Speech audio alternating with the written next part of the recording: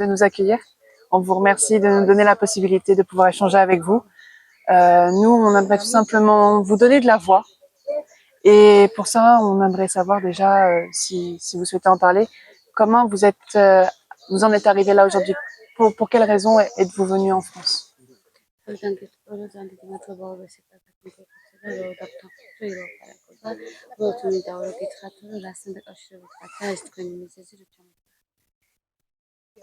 ჩვენ ჩამოვედით 2 თვის წინ. დავტოვეთ საქართველოს ჩვენი ქვეყანა 2 თვის წინ იმ პრობლემით, რომ გვესაჭიროება მკურნალობა. ანუ დიაგნოზი არის ესეთი, რომელიც არ იმკურნება ჩვენს ქვეყანაში და გვესაჭიროებოდა საფრანგეთში მკურნალობა. ამის ესეთ დავტოვეთ საქართველოს და ჩამოვედით საფრანგეთში. კი მართალია უითვლად ვიმყოფებით ამ პირობებში, ძალიან გვიჭირს, ორი ბავშვით იმავეთი მეუღლით, მაგრამ მაინც მადლობელი ვარ იმისთვის, რასაც აკეთებს ეს ქვეყანა ჩვენთვის. ჩვენი აზულიანტებისთვის. Déjà 2 mois qui vient d'arriver en France avec son mari et 2 enfants. Pour raison médicale, parce que son mari il est bien malade, qui a le cancer dans la dent derrière, donc il a beaucoup de difficultés pour déplacer en fait, et en Géorgie il n'y a pas de moyen pour trouver un médicament même que soigner en fait. C'est pour ça qu'ils en viennent en France. C'est vraiment trop difficile qu'ils restent là avec les tentes. Il n'y a pas d'eau, il n'y a pas de chauffage, pas d'électricité, rien du tout.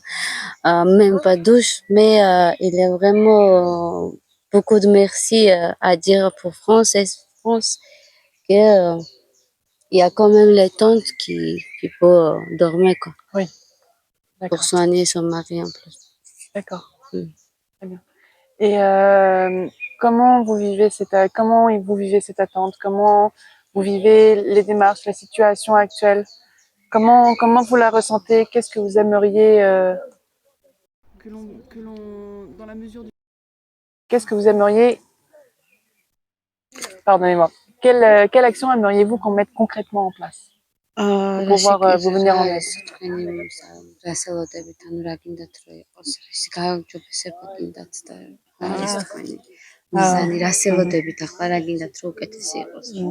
რა თქმა უნდა, პირველ რიგში საცხოვრებელი პირობების გაუმჯობესებას ვითხოვთ.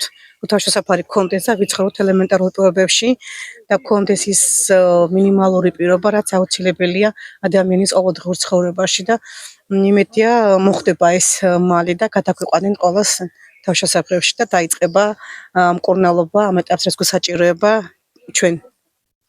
En fait, il attend un peu dans une chambre quand même, dans un foyer pour tout le monde, parce qu'ils ont déplacé, ils ont parti dans une maison ou dans une chambre, et il n'y a pas de souci en fait pour ça. Pour trouver un calme, une intimité, ils ont été plus calmes qu'ici, parce que quand il pleut, par exemple, ils sont plus dans la tente aussi. Donc, il attend seulement ça et soigner pour son mari en fait. D'accord. Et par rapport à ces attentes, à ces demandes, quelles actions ont déjà été mises en place? ანუ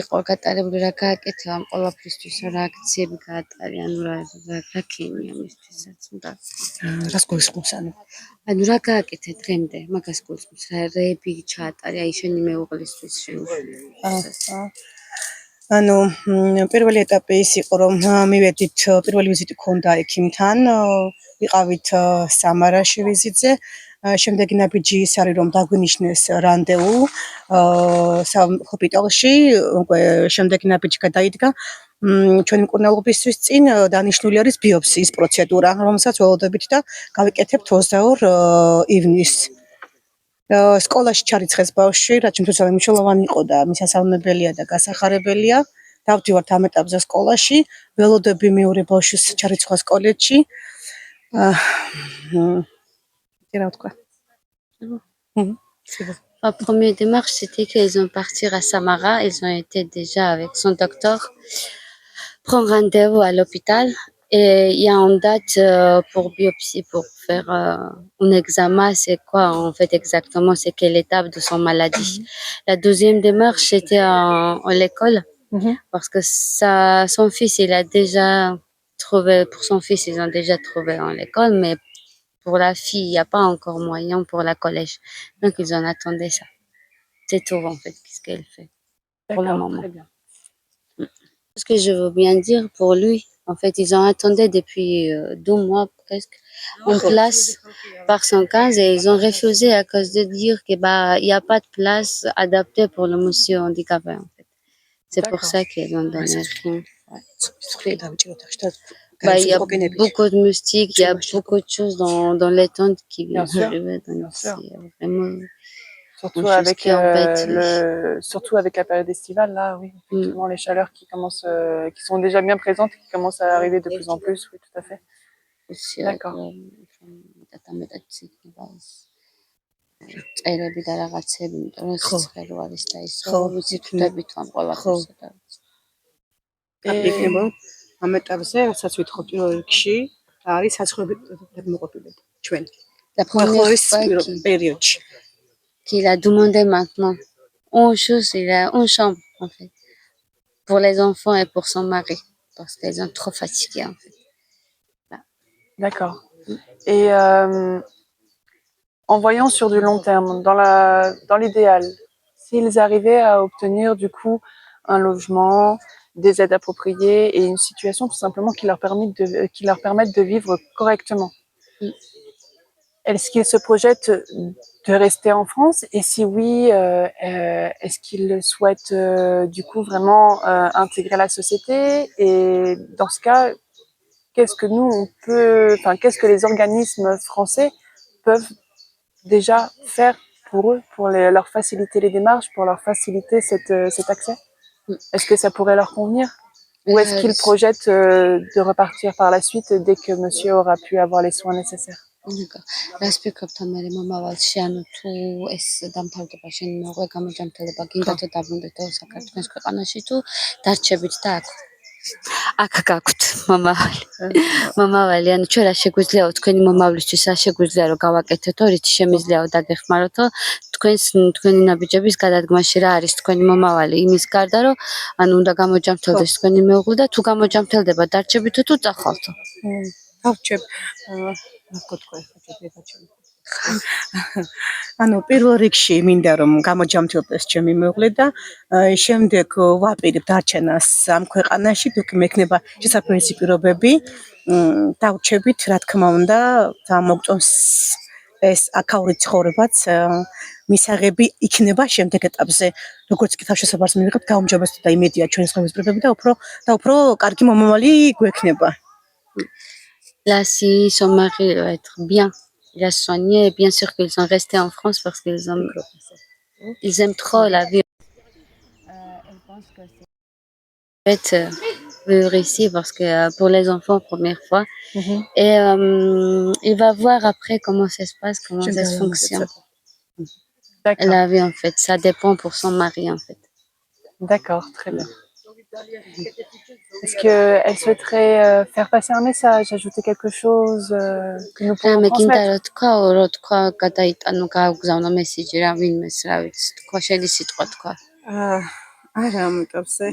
Non. Très bien. Mais écoutez, merci beaucoup. Merci beaucoup d'avoir pris le temps d'échanger avec nous.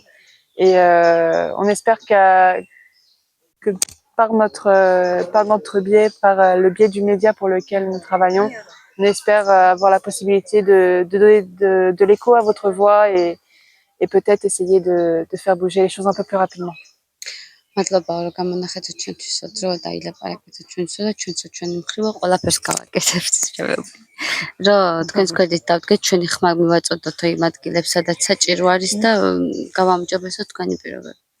პირიქით ძალიან დიდი მადლობა თქვენ და ჩემი ყველაზე დიდი სურვილია არა მარტო მე, არამედ ყველა მყოფ ადამიანმა მიიღოს თავშესაფარი ძალიან მალე. Ouais, en fait, il pense seulement c'est qu'il a à avoir un logement pour lui et pour les autres aussi. On vous remercie et on vous souhaite bon courage et on vous donnera des nouvelles dès que possible. Merci beaucoup. Merci.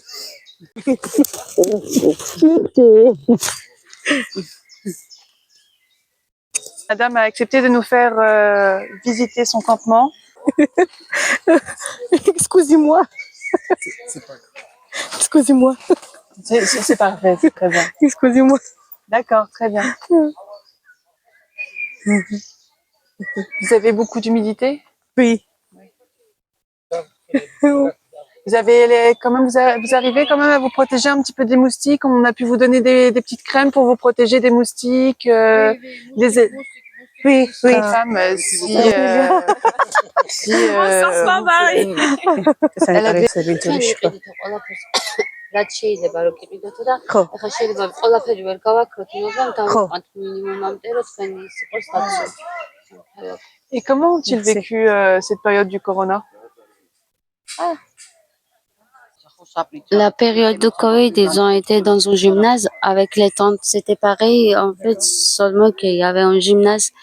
C'était pas un gymnase, en plus, c'était un garage. C'est à côté du Secours Populaire, qui est le grand garage pour les camions. D'accord. C'était ouvert par une association, je sais pas, c'est un Flavien ou quelqu'un, je sais pas, qui occupe tout ça. De santé, des personnels.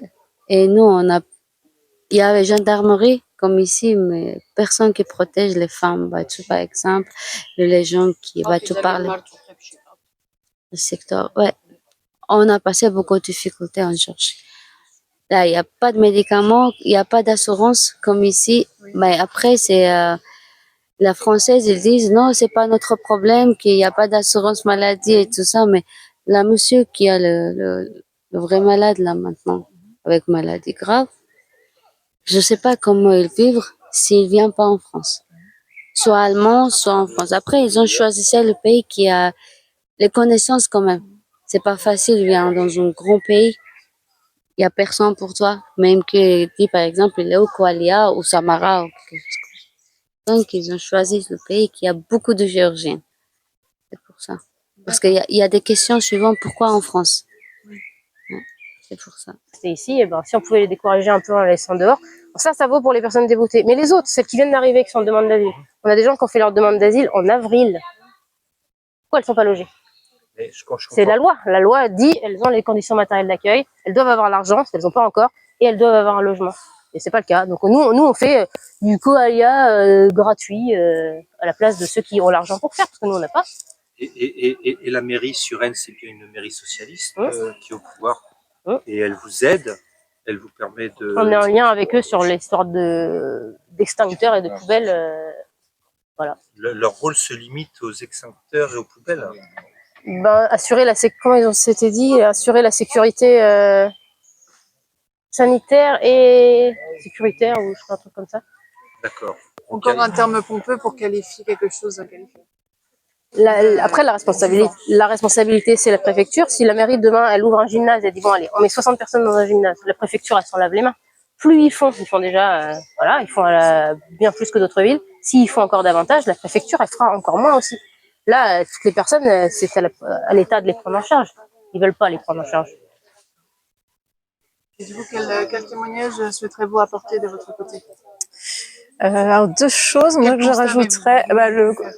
Moi, je suis là depuis moins longtemps que Camille, mais le premier constat, c'est de voir que les associations que j'ai rencontrées cette année, en fait, elles ont beau alerter, que ce soit la préfecture, le conseil départemental, la mairie. En fait, on voit que clairement, les situations, on les laisse se dégrader. C'est-à-dire qu'au départ, souvent, quand il y a un campement ou la couverture du gymnase, ça se gère bien. Puis sortir un peu des clichés, en fait, c'est des personnes qui savent se débrouiller quand on leur donne les informations. On n'est pas là. C'est plutôt donner de l'information et puis tout se passe bien et puis on alerte et finalement ça se dégrade parce qu'il y a de plus en plus de personnes à venir puisqu'il y a toujours pas de place comme l'a dit Camille et puis on passe d'une vingtaine de personnes à 120 et ça dure sur plusieurs mois et là c'est vrai que là on a une interrogation sur quel est le but de laisser se dégrader effectivement cette situation. Donc après, on en arrive à des articles où effectivement, au bout de 4 mois, 120 personnes, forcément, il y a des choses qui se passent mal. Et après, on va les pointer du doigt, les personnes exilées, il y a des problèmes. Donc c'est vraiment, on a l'impression qu'on va tout faire en fait pour rester dans les clichés, que nous donnent, on va dire, les grands médias. Se donner des justifications en fait. Ils se justifient en fait en laissant la situation se dégrader. Ils attendent l'opportunité de pouvoir se justifier avec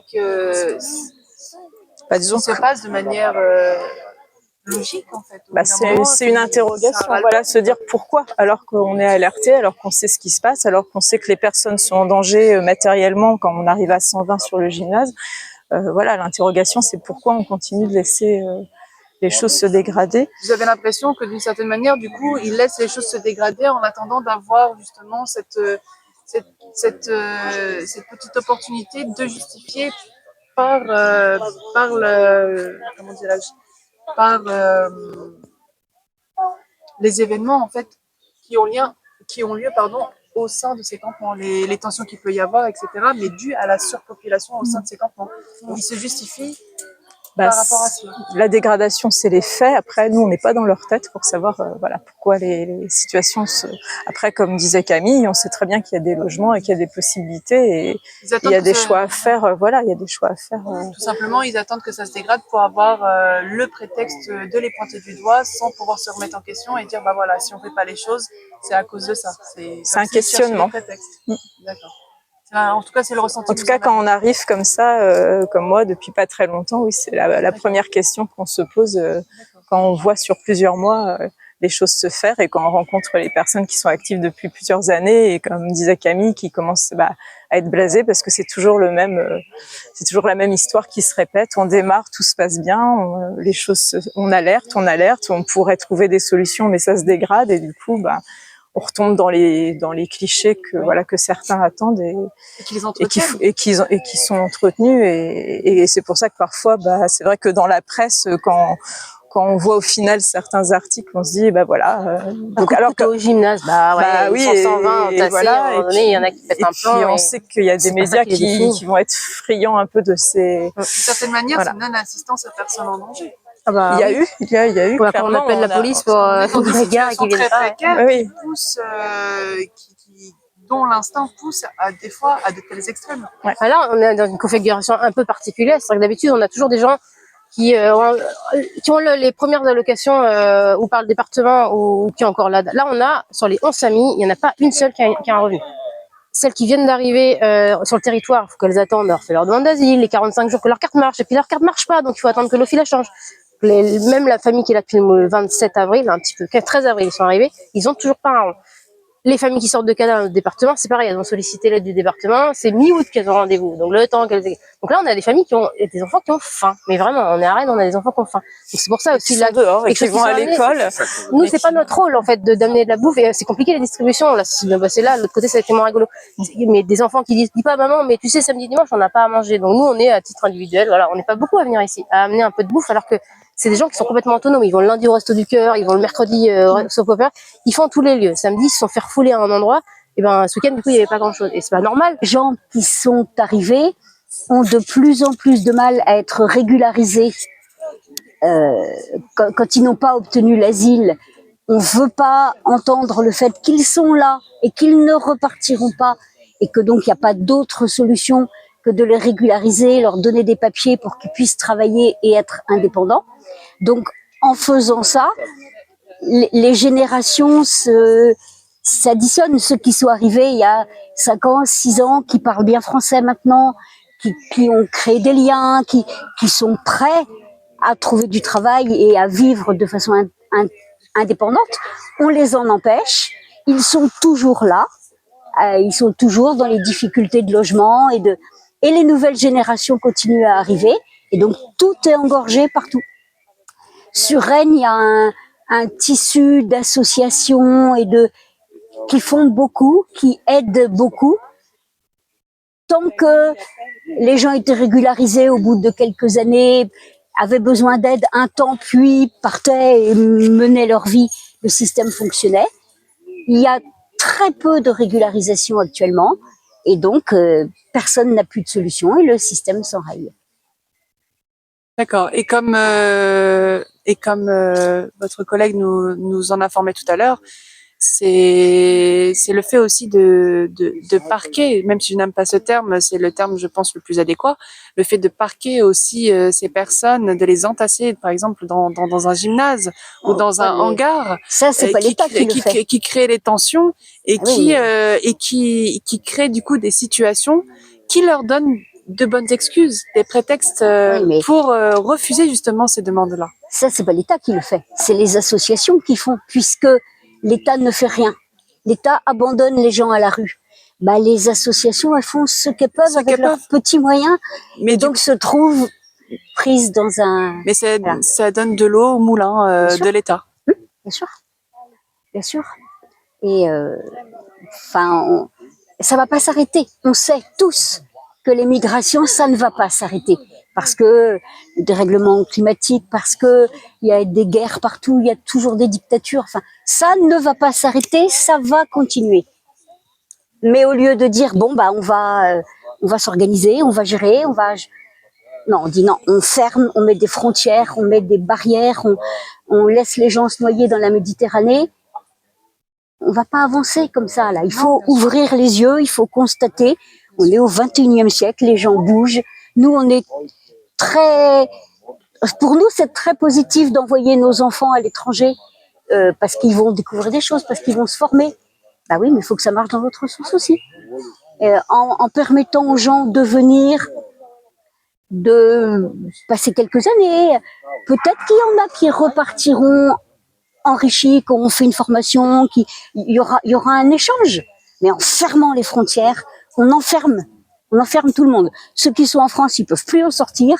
Ceux qui sont à l'étranger, ils peuvent pas entrer. Et forcément, ça se passe mal. On est au 21e siècle, il faut vivre avec. Et puis rappelons-le, les frontières ont été créées par les hommes. La terre appartient à tous. Bah oui. Ça, c'est l'heure du bain, c'est ça, c'est ce qu'on nous a expliqué. Oui. Comment vous faites du coup? Comment vous arrivez à pouvoir donner le bain à votre enfant? Bah, j'ai une petite casserole. Avec ça, D'accord. je chauffe l'eau D'accord. et je douche le bébé. D'accord. Et ça va, c'est pas trop difficile? Si, c'est trop difficile. D'accord. Et actuellement, avec la chaleur, vous arrivez à bien l'hydrater? Vous arrivez à le préserver de la chaleur? Ça doit pas être évident. C'est qui ça là? Chaleur, soleil. Ah, on est tout le temps ici. Tout le temps ici. Il n'y a pas de... Vous avez un petit peu d'air, il fait pas trop lourd malgré tout. Vous arrivez quand même à le protéger de la chaleur un minimum? Non, parce qu'il y a tout le temps le soleil ici. D'accord. Ok. Et c'est très difficile pour lui. D'accord. Donc on va donner le bain à ce petit bout de chou. Ça lui fait 3 mois, c'est ça? 3 mois, ouais.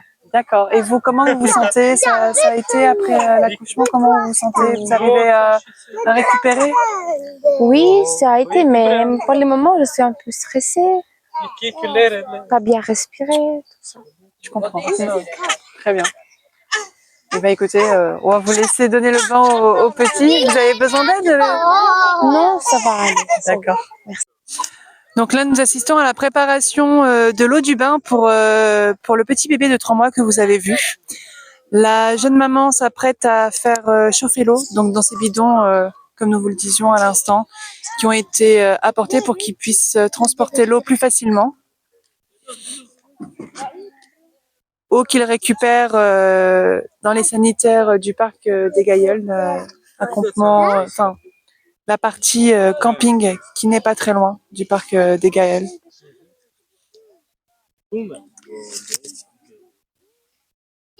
Donc voilà, comme vous pouvez le constater, c'est vraiment une toute petite casserole. Et si ce n'est pas déjà le cas, afin que l'enfant puisse recevoir son bain, si on peut appeler ça un bain.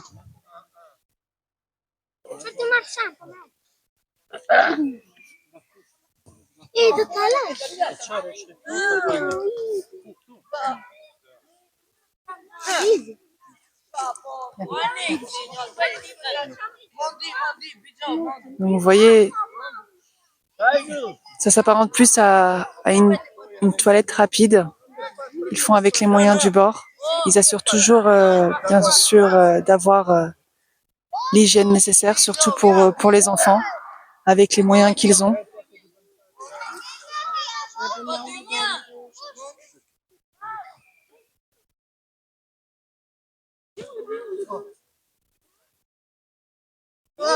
Un petit bout de chou de 3 mois, rappelons-le.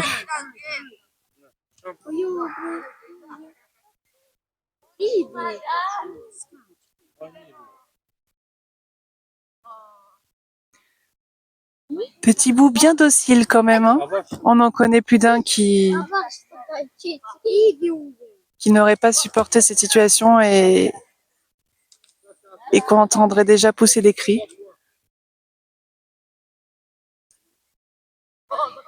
Quoi? C'est un petit micro, tu veux parler? Non. Tu veux dire quelque chose? Bonjour. Elle, pas pour les Français. Et toi, tu veux dire quelque chose? Un tout petit peu. Tu veux dire quoi? Ça va, c'est pareil. Donc, comme vous pouvez le constater, nous sommes entourés d'enfants. Donc, le plus jeune a 3 mois. Les plus âgés ont 13, 14 ans, grand maximum. Il y a une vraie solidarité, une vraie... ils ont vraiment formé une communauté, ils s'entraident un maximum. Il y a une très très belle solidarité.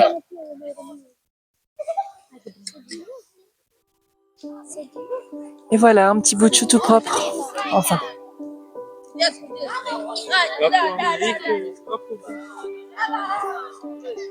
Le maximum possible, comme les moyens le permettent.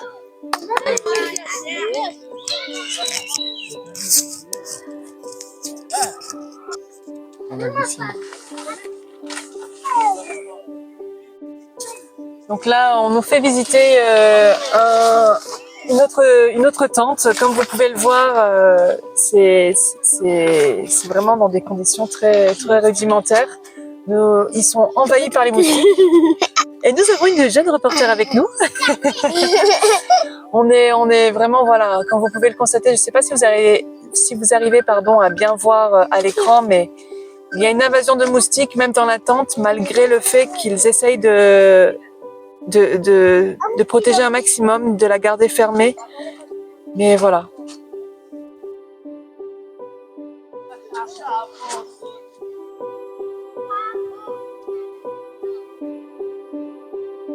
C'est normal que les moustiques ici aussi ça passe. Oui. Regarde, tu vois ici là ça passe. Puis oui, les larves au sol. Oui. Voilà, ils n'ont pas une bonne protection. Et puis c'est des tentes, rappelons. C'est un petit micro, c'est pour pouvoir parler. Tu veux dire quelque chose? Bonjour. Bonjour. Il est tout petit. Toi aussi tu veux dire quelque chose? Bonjour. Il est tout petit, t'as vu? Il est tout petit comme toi. Et rappelons-le, dans ces tentes, ce sont des familles avec 3, 4 enfants qui sont vraiment les uns sur les autres et qui vivent tant bien que mal, surtout avec cette chaleur. Merci beaucoup. Donc voilà, donc là nous avons une autre tente. Le linge est en train de sécher, comme vous pouvez le constater. Dans des conditions de camping encore plus précaires que le camping tel que nous le connaissons.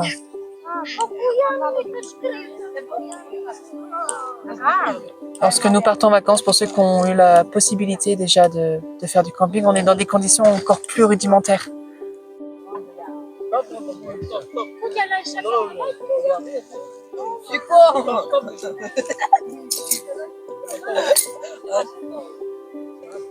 Tu sais jouer au foot? Ouais, on va leur mettre une volée là. On leur rappelle qui était champion du monde.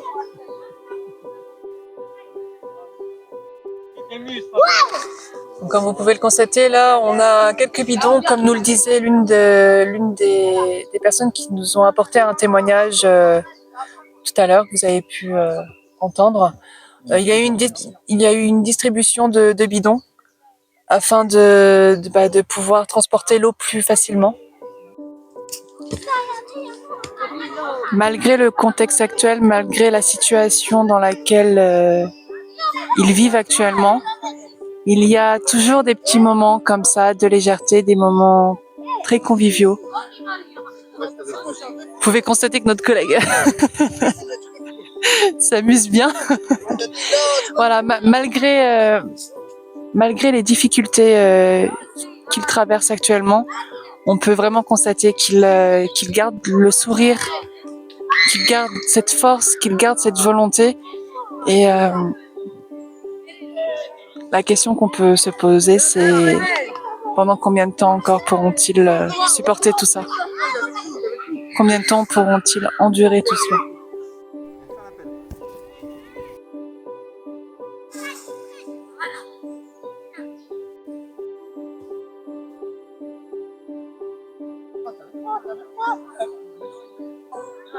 Il est avec moi. Non, on n'est pas très peur, on va faire 5-0 là.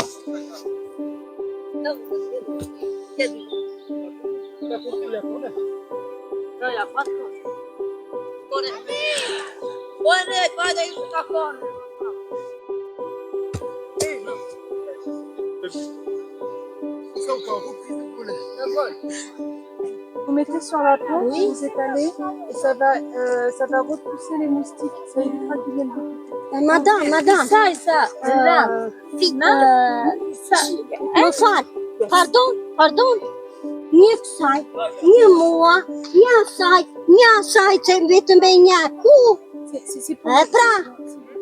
Il y a au magasin, il y a... Doet niye say? Niye moa? Niye say citrus? Sen ben yaku. Olha aqui, ó, protegido. Custa bem pra preparar. Tegido. Les moustiques? Bayang baru. Niye resta yo? Les moustiques? Les moustiques, ils vont partir. Ça vous protège. C'est tout, voilà. Protection minimum 4 heures. As-tu désinfectant? Donc voilà, c'est du spray pour vous, pour vous protéger des moustiques. C'est pour vous protéger des moustiques. Ça protège pendant 4 heures minimum. 4 heures minimum de protection. Mais je vous en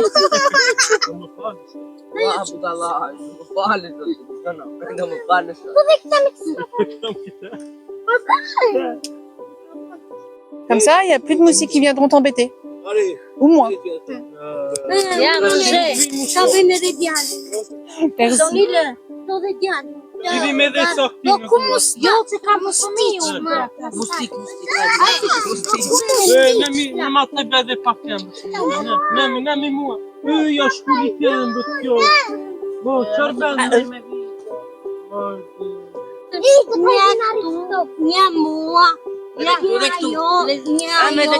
Merci. Tu veux chanter, toi? Qu'est-ce que tu veux faire? Tu veux chanter? Allez, faire toi. Nananana.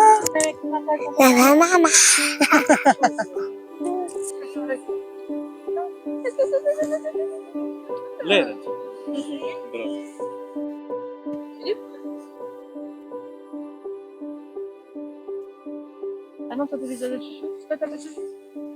T'as accroché le chouchou? Ah, c'est ça.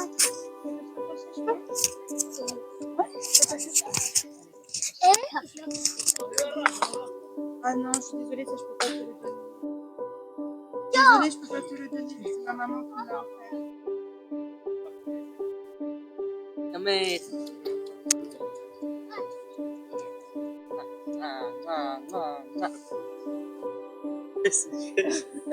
Oh man!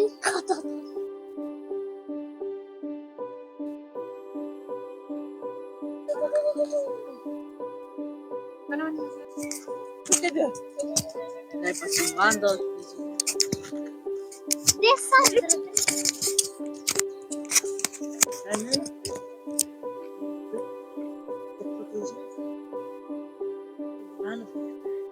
Nous, on va tout faire pour que vous soyez protégés. On va essayer de faire ce qu'on peut. Ma maman, elle s'appelle Valérie. Et toi? Moi, je m'appelle Valérie. À côté de Rennes, à l'autre bout. De l'autre côté. Bien chaud, moi. Moi, j'ai 30 ans. Ouais. À 7 ans? Ouais. 10 ans? Tu couches pas pour Angela. Ah, mais t'as quel âge alors? 5 ans? Angela, põe bila de bom, da tua casa. Angela! Pra que você acha? Ai, que chico, ai. Eu vou por frente do grupo, não é espetáculo. A bibão, ela massa. Ela massa.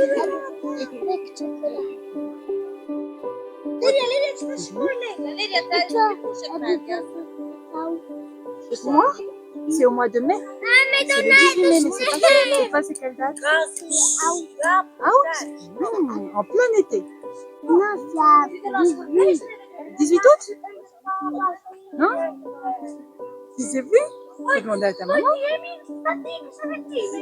Bah, demande à ton papa. Tu vas lui demander? Chocolat, là. Chocolat, chocolat, Tac. chocolat. Tac. Tac. Ah d'accord, donc c'est... Ok, allez, on fait plus vite alors. Tac, tac, tac, tac, tac, tac, tac, tac, tac, tac, tac. Tu veux faire? Ouais. Regarde. Tu vois, il faut que ce soit bien droit. Il faut pas le faire bouger. Tu vois? Comme ça. Patos, là. Ouais. Ça, c'est Ina. Oui. Elle s'appelle Ina? Christina. D'accord. Comment il a commencé à le faire? Pardon? Il veut une photo avec. Pardon? Photo. Papa. Doucement, doucement. Ça, c'est quoi? C'est un appareil photo. Tu vois? C'est pour filmer. Il faut que l'image soit stable comme ça, tu vois?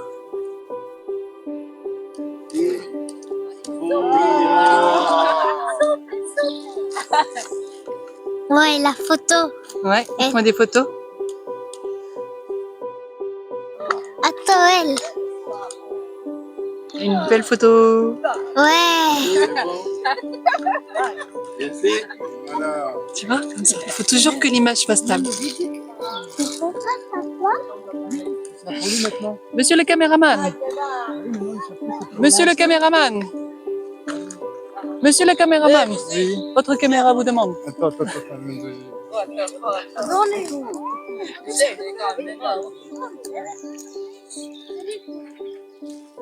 Hein? Faut bien tenir comme ça. Que ce soit stable. Doucement, doucement. Regarde, doucement, doucement. Voilà, vous pouvez tenir tout ensemble. Il faut juste que l'image... Ouais, c'est une photo. Oui, il faut une photo. Doucement, doucement, doucement. Ouais, attends. Faut pas que l'image bouge. Tom. Comme ça. Voilà. Attends sur moi. Vous pouvez tenir toutes les trois. Il faut pas que l'image bouge. Comme ça.